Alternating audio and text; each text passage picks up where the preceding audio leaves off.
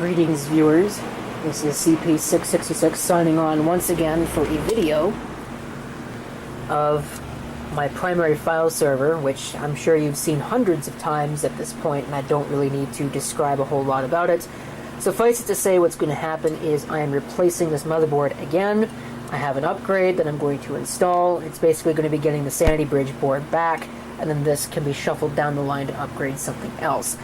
In the process, I will be downgrading, yes, really, downgrading one of the hard drives. I think it's this one right here. Yeah, it is this one right here. And the reason why is because I need this 500 gig drive for something else, and it doesn't need to be 500 gigs. There's not enough data being stored on that to really justify a 500 gigabyte drive right now. So in the future it'll get one, but for right now I'm going to just install this 320 gigabyte drive here. So let me get out the tripod, and as is usual for these, we'll show the process start to finish, time-lapsed.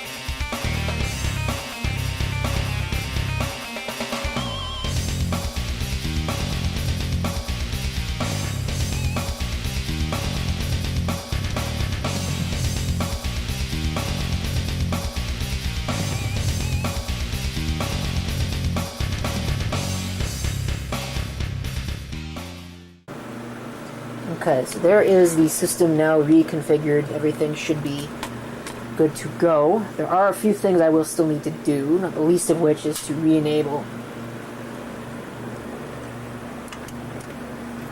automatic power on. So we'll need to go into setup on this motherboard. Alright. I want classic mode. Let's hit no and just go into classic mode here.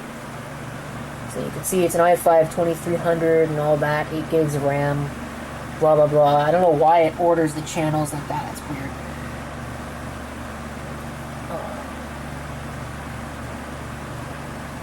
That is really strange. But I want to make sure that everything is configured the way that it is supposed to be. I'm going to disable the secondary LAN. I don't need it for anything in particular. We'll leave that. Trusted platform module is not on. Drives. AHCI is enabled. We are missing a drive, however. I wonder why we're missing a drive. So I'm going to have to shut this off here in just a second and figure out why we're missing a drive. But everything else should be okay. As far as I'm aware, at least here, under this thing.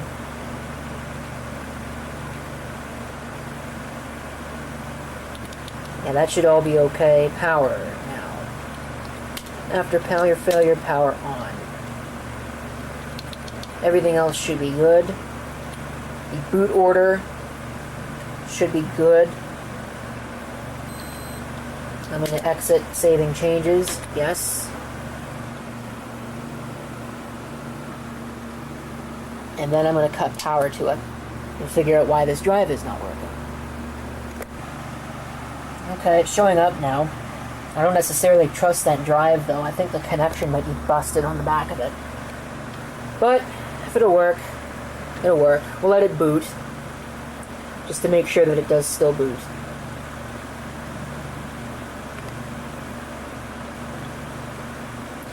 I can't envision a reason why it wouldn't.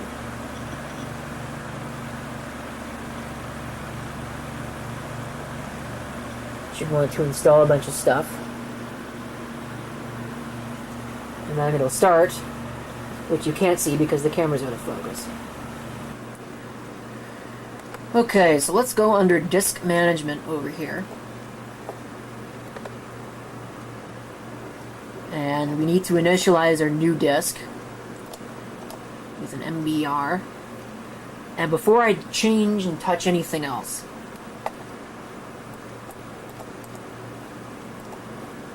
this should be storage 1, which we can do. It's kind of amazing. This should be storage.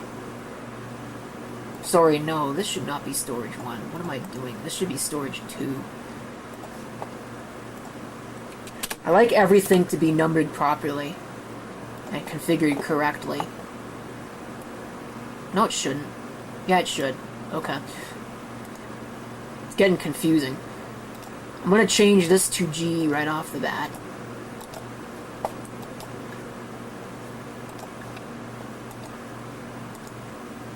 And we'll renumber it. We will not delete the volume by accident.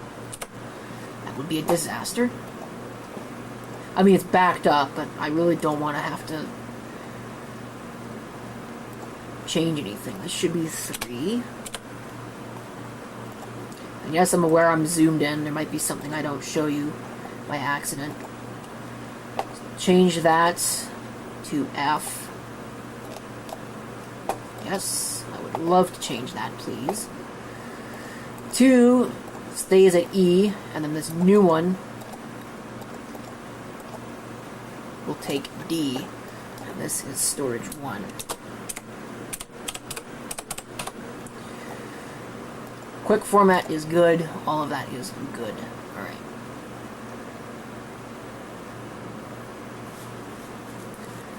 So all of that should be formatted, and it is, and it's now good. So, if I refresh this, what does it do? No, I'm going to have to rescan it. Take a look here. Everything looks like it's okay. It's a low-hour drive, this new 320 is. Relatively new. Everything is working. There's nothing wrong with any of the drives or anything like that. But now we need to go into, if I can find it, the server manager, file and storage services, and shares, and just make sure. Okay, so apparently all of the shares have disappeared. And this one is not even on the right drive anyway. So I'm going to hit stop sharing on that. So now there are no shares at all. And we're going to make a new one. And this is the same process that we're going to use for all of these. This should be on D. We'll hit next. Share name is main.